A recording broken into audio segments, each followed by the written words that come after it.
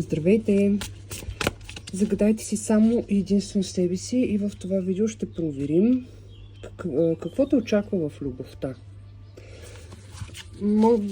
Според мен няма смисъл да го гледат хора, които са щастливо обвързани, омъжени или прочие. Не.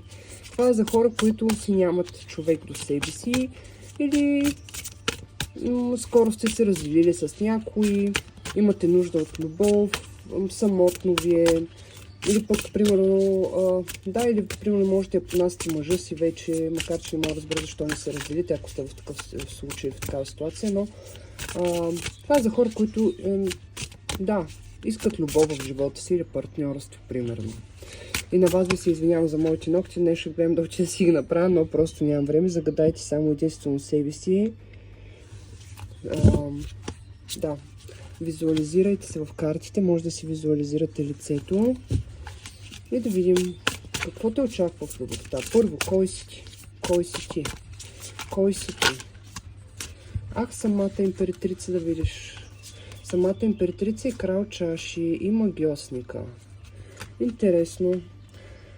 Значи, тук буквално може да ме гледат жени, които са от зодия Везни, от зодия Телец, от зодия Близнаци. Може да ме гледат мъже също от зодия Близнаци, може да ме гледат хора от Рак, Скорпион, Риби, не е задължително. Но ме гледат жени, които са много красиви, много изящни, жени, които не обичат да работят, такава тежка работа. По-скоро обичат да си гледат комфорта. Жени, които обичат разкрасителни процедури, за жени, които обичат да бъдат много глезени, принцесини такива. Жени, които са нежни, с много чиста душа. С чиста душа, но и много напълнени с женска енергетика. Жени, които са расли като принцеси и са така си останали. В смисъл, искат да бъдат третирани като принцеси. Може да ме гледат мъже. Може да ме гледат мъже, които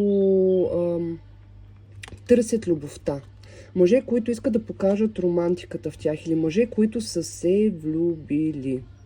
Точно така. Може да ме гледат мъже, които са се влюбили. Мъже, които са естети. Мъже, които има много страст в тях и много любов за даване. Мъже, които ценят красотата. Да, естети. И жените и мъжете, попадали на това видео, са естети. Извинявам се.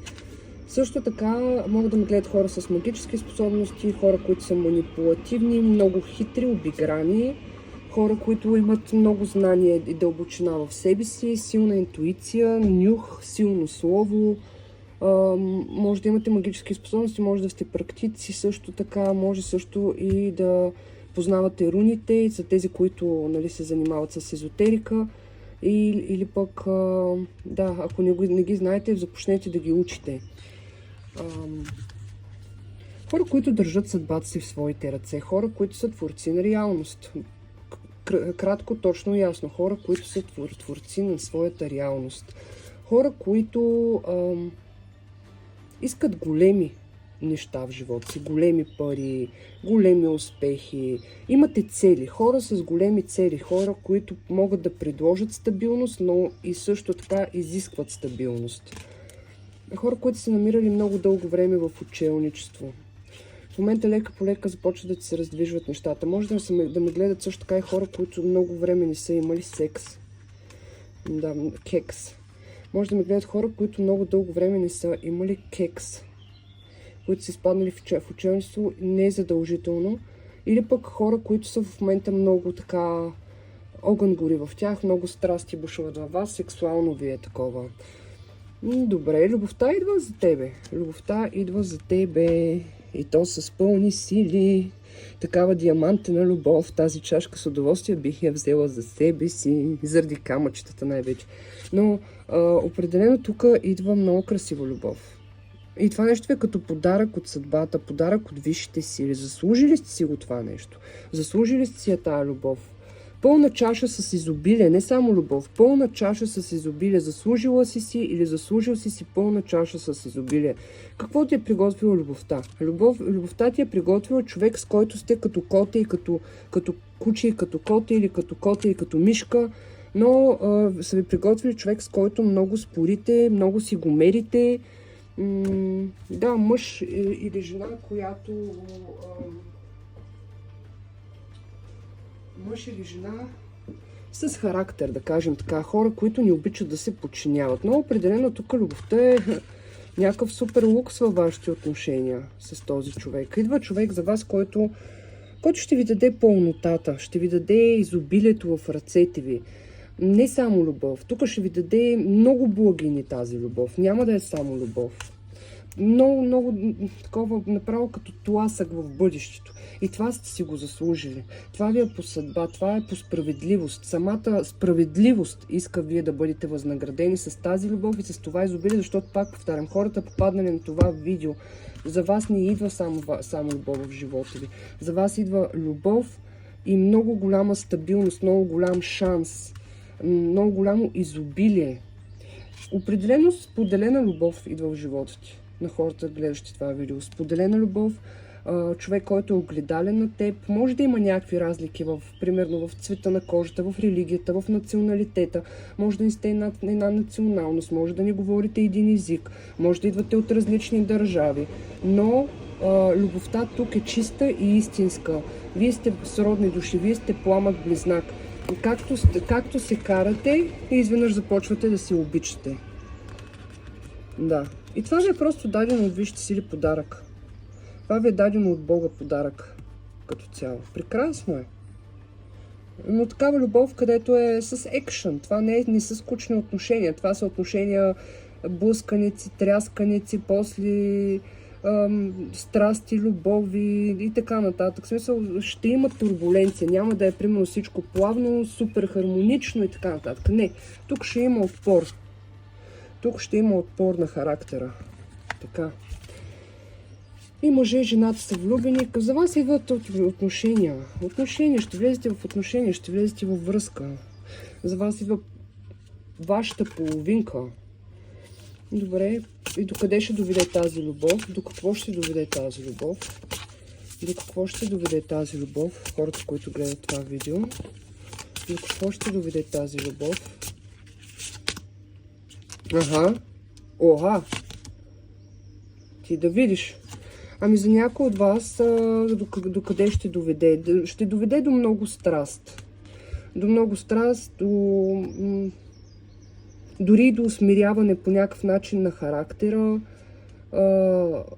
До сила ще ви зареди с допълнителна сила, ще научите някакви знания, ще ви даде, но може мъжа в тези отношения, ако сте мъж и гледате това видео, може дадената жена да ви разочарова заради друг мъж на по-късен етап. Ако за мъжете става въпроса, за жените, ако даденият човек, примерно, и се депресира и се откъсне от вас и бъде супер студен, може да отидете при друг, а другият вариант е да, жената може по някакъв начин много да нарани мъжа. Да си отиде, да си тръгне и да го предаде. Ти да видиш. Добре, защо ще го направи жената това нещо? Защо ще го направи жена? А другия вариант е мъжа в миналото си да е бил зарязан от бивша негова, която много е обичал, заради друг мъж, да си отишла и да го е предала, жена, която той страшно много е обичал, и вие да му идвате като изцелител, като целител, като награда от Вселената заради тъгата, заради болката, която този човек е преживял. Защото тук мъжете, гледащи това видео, сте преживели много голяма болка и много голямо предателство. Даже по-скоро е така. За мъже, които ако сте жени, вие ще изцелите сърцето на този човек, на тези прекрасни отношения, които излезнаха. Той ще намерите човек, който е бил съкрушен в миналото си от жена, която го е зарязала заради друг мъж. Буквално е бил като смачкан, като унищожен, като съсипан, разбит от всякъде. И вие му си давате нещо като награда за страданието, през което е минал, да, за тежестта, която е минал. Много му е тежко. Може да отзодите телец Дева Козирог и му е супер тежко от тази раздяла. Да, сега разбирам. Значи тук има мъж от зодите Телец Дева Козирог, нали, който идва към вас, дадения мъж ще бъде от зодите Телец Дева Козирог или Рак, Скорпион, Риби. Този човек е преживял уникален катаклизъм в любовта. Наистина, едва му го е преживял, буквално го е боляло тялото след тази раздяла. Супер брутално, супер брутален нанесен удар по егото на дадения крал Пентакли. И то заради мъж от зодиите Лъв, Овен, Стрелец, много така магнетичен мъж го е зарязала тази жена. И вижте, сили му дават вас, за да си направи вече семейство, за да е щастлив, за да има стабилност, да си има дом, да си има пари. Той си го е заслужил. Той си го е заслужил и вие сте си го заслужили. И вие сте си го заслужили. Този човек ви се дава като ангел-хранител, който идва във вашия живот. Точно като ангел-хранител. Той е вашата победа и вие сте неговата победа. След всичките страдания, през които сте изминали. А тук също жената може тя да е преживяла някакво брутално нараняване в миналото, но по-скоро тя се е отмъстила на някакъв бивш. И тук и се дава този човек като победа, като ангел-хранител, като стабилност, нейно семейство, нейното всичко. Прекрасно! Пожелавам всичко добро. Тук ще има трансформация на отношенията. И ще се развиват на мъжът му определено много тежко. Крал Пентакли, Телец, Дева, Козирог, заради тази раздяла с бившата. Той ще може ли да го преодолее това нещо? Ще може ли да го преодолее с вас това нещо? Ще може ли да го преодолееш с дадения човек това нещо? С човека, който питаш, ще го преодолееш ли? Ще го преодолееш ли? Кажи. Ще го преодолееш ли? Кажи, ще го преодолееш ли? Човек се намира в илюзии и често мисли за тази жена все още. Още плаче, още в ролята на жертвата, още му е мъчно. Блокирал се към любовта, към всичкото. А ще махне и ще падне ли блокажа? Да, с чисти намерения, с любов, да, ще падне блокажа. Ще успеете с любов и най-вече интимност, ще успеете да му свалите блокажите към любовта и разочарованието, да си изцели разочарованията. Но тук се иска любов, интимност, дори и брак. Вие сте учител, ученик на един на друг. Ново начало се иска. Ново начало. Но слънцето ще изгрее за вас. Слънцето с кралица жезли, Лъв, Овен, Стрелец. Ще бъде този прекрасен мъж, страдащ. Вижте колко е красива. Много е хубава. Много. Много е красива. Но слънцето ще изгрее за него с такава жена. Лъв, Овен, Стрелец. Ще си направят семейство и ще бъдат победители, ще си имат дечица и всичко. Много яко. И ще се падат един друг. Да бъде така. Прекрасно. Пожелавам ви всичко добро, приятели, и лек ден. Имайте търпение. Най-доброто те първо предстои. Чао!